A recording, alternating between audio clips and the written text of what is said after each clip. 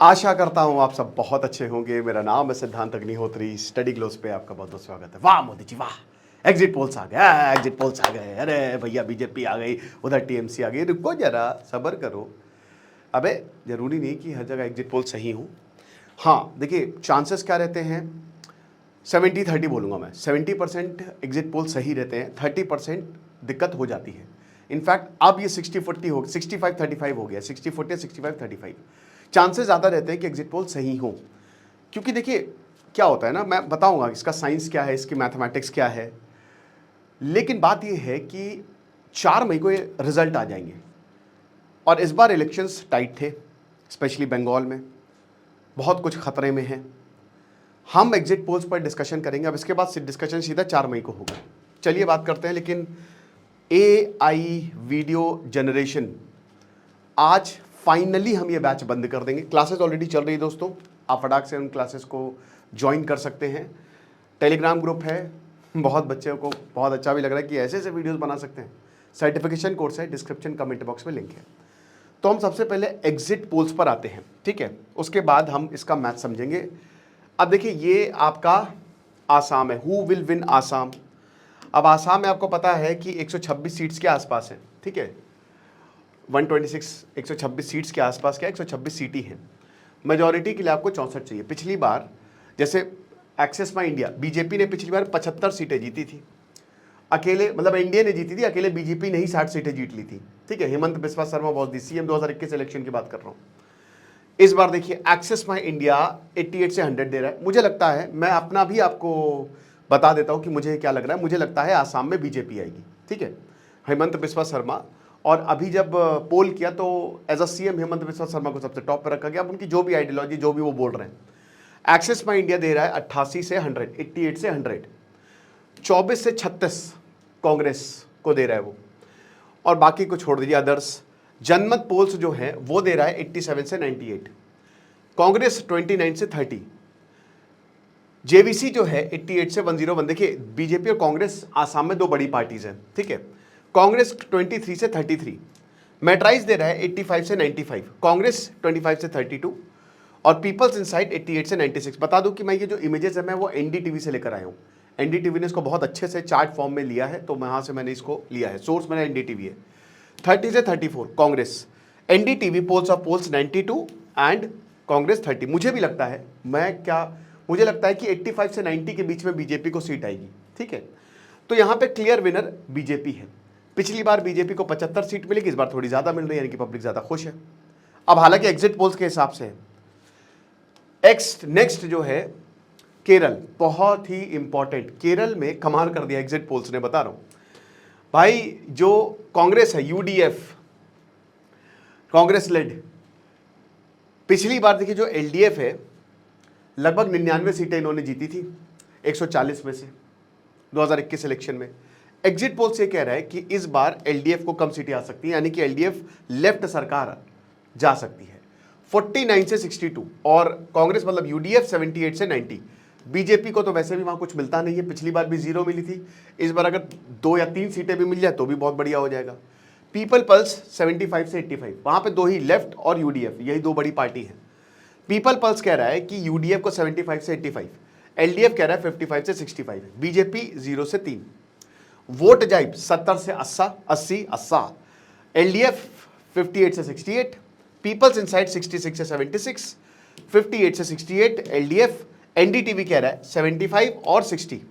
मुझे लगता है 75 से 80 के बीच में यूडीएफ को सीट आएगी, हो सकता है कि कम भी आ जाए, बट क्लोज कॉन्टेस्ट मुझे लग रहा है। मतलब ये तो एक तरफा ही कांग्रेस को जिता रहे हैं, बट आई थिंक इसमें थोड़ा सा क्लोज कॉन्टेस्ट होगा, बट अपर हैंड यूडीएफ का होगा, कांग्रेस का होगा। आगे चलो, अब आपके पास पुडुचेरी है। पुडुचेरी में भाई वही बता रहे, कह रहे हैं ठीक है पुडुचेरी लड़ रहा है।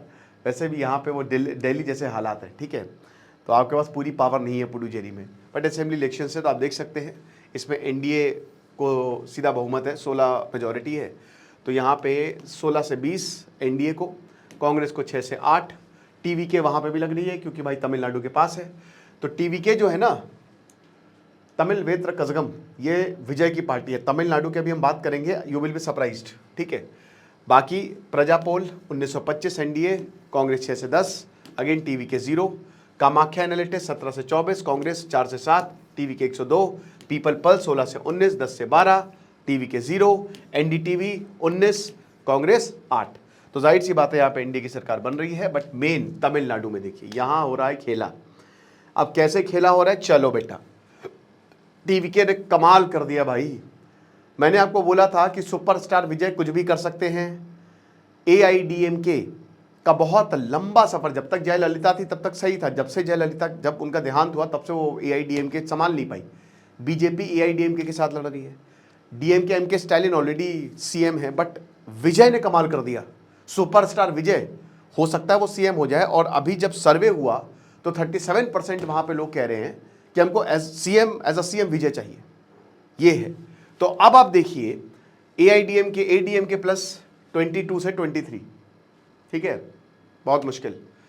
डीएमके 92 से 110, 234 सीटें हैं, 118 का आंकड़ा चाहिए। पिछली बार डीएमके को 160 के करीब सीटें मिली थी, मतलब 159, ठीक है, और अकेले डीएमके को 133 सीटें मिली थी। तो इन्होंने आसानी से सरकार बना ली थी। लेकिन इस बार 92 से 110 तक इनको सीटें मिल सकती हैं। टीवीके 98 से 120, एक्सिस ने तो तबाही मचा दी। मतलब टीवीके को तो सीधा इतनी सीटें दे दी है भैया, 98 से 120, मतलब विजय जो है वो सीएम हो सकते हैं।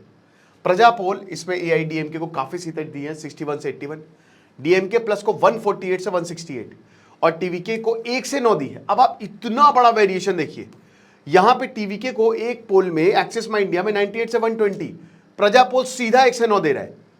ये अजीबोगरीब नहीं है? तो आप एग्जिट पोल से कैसे भरोसा कर ले? यही दिक्कत है एग्जिट पोल्स में। जेवेसी 128 से 147 एआईडीएमके, लो जेवेसी ने तो एआईडीएमके को ही जिता दिया। डीएमके 75 से 95 और टीवीके को 8 से 15, लो। मैट्राइस 87 से 100, डीएमके को 122 से 132, टीवीके को 10 से 12, पीपल पल्स 65 से 80 डीएमके को, 125 से 145 डीएमके को और 18 से 24 टीवीके को।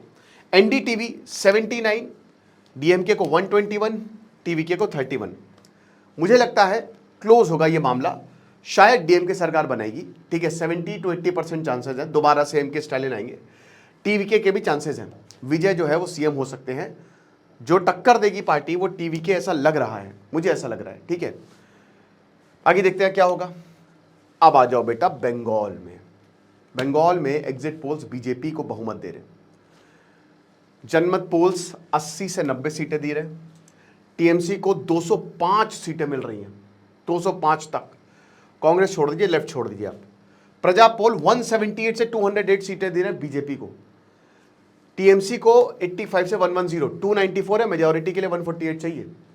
पिछली बार 216 सीटें जो है वो टीएमसी को आई थी और बीजेपी को 77 आई थी। उससे पिछली बार बीजेपी को 3 सीटें आई थी, वोट शेयर उनका बहुत बड़ा था।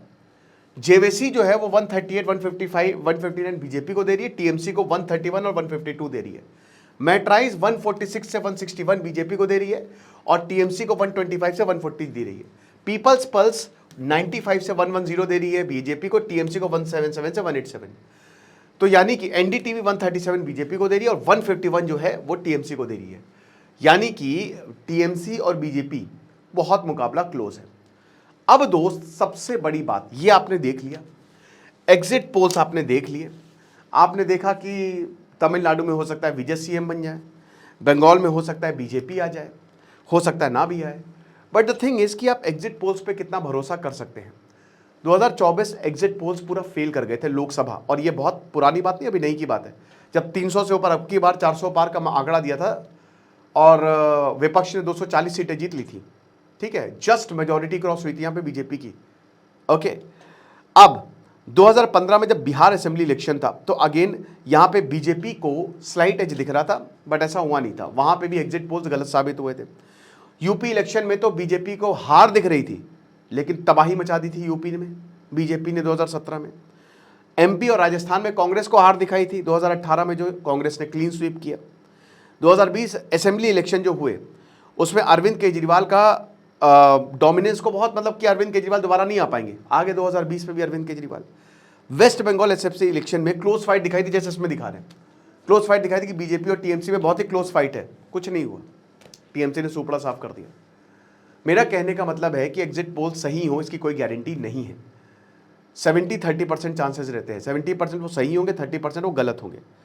अब एग्जिट पोल्स क्यों फेल होते हैं? सबसे पहली बात, सैंपल साइज कितना होता है भाई। देखिए भारत बहुत डाइवर्स है, कास्ट है, रूरल है, लैंग्वेजेस है।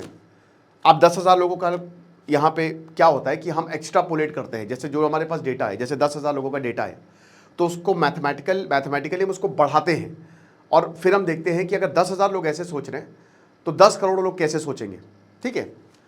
लेकिन भाई सिंपल सी बात है कि कोई आपको बताएगा नहीं। मान लीजिए कि जैसे मैं हूं, अब मैंने टीएमसी या बीजेपी को वोट किया, एग्जांपल के तौर पे मैंने बीजेपी को वोट किया और बाहर आके मैं आपको बता रहा हूं आपने किसको वोट दिया, आपने सर्वे लिया, मैंने कहा मैंने टीएमसी को वोट दिया, वो डेटा गलत हो गया। यू कैन नॉट, भाई इंडिविजुअल का आप बिहेवियर नहीं पता लगा सकते और इसीलिए जो ये एग्जिट पोल्स है ना वो फेल हो जाते हैं। स्पेशली बंगाल के केस में लोग बहुत शर्माते हैं, वो अपनी ट्रू चॉइस आपको नहीं बताएंगे और आप कई बार तो बस कयास लगाते हो, कई बार ये ऑनलाइन होता है।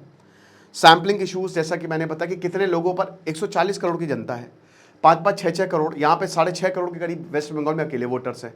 आपने कितनों का 5,000, 10,000, 15,000 बहुत ज़्यादा, 25,000 ले लिया होगा, चलो 50,000 ले लिया होगा, लेकिन 6.5 करोड़ का तो लिया नहीं है।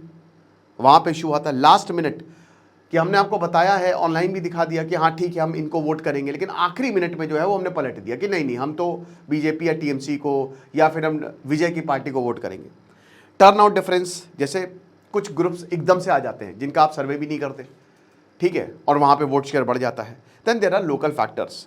तो सबसे बड़ी बात यह है कि देखिए एग्जिट पोल्स सही हो इसकी कोई गारंटी नहीं है। मैं आपको अपना बता देता हूँ मुझे क्या लगता है। मुझे जैसे आसाम में मुझे लगता है बीजेपी आएगी, इसमें कोई दिक्कत नहीं। पुडुचेरी में भी एनडीए आएगी। तमिलनाडु में मुझे क्लोज फाइट दिख रही है टीवीके और डीएमके में, बट फिर भी मैं डीएमके को बोलूंगा। एआईडीएमके में भी, मतलब इनफैक्ट तीनों में ही मुझे क्लोज फाइट दिख रही है, बट डीएमके में मैं दाल लगाऊंगा, डीएमके आएगी। केरल में एंटी इनकम्बेंसी तो मुझे लगता है कि यूडीएफ आएगी, ठीक है, that's what I think. West Bengal में मैं नहीं बता सकता कौन आएगी, ठीक है, कि बीजेपी आएगी, टीएमसी आएगी, बहुत क्लोज मुकाबला है, तो मुझे नहीं पता। हो सकता है टीएमसी सुपड़ा साफ फिर से कर दे, हो सकता है बीजेपी सुपड़ा साफ कर दे, हो सकता है दोनों में क्लोज फाइट हो। आपको क्या लगता है मुझे कमेंट बॉक्स में बताइएगा। और बाकी बहुत ही शानदार कोर्स हमारा एआई वीडियो जनरेशन का, today is the last day, आप इस कोर्स को अवेल करें, आपको बहुत ज़्यादा फायदा होगा। Thank you so much.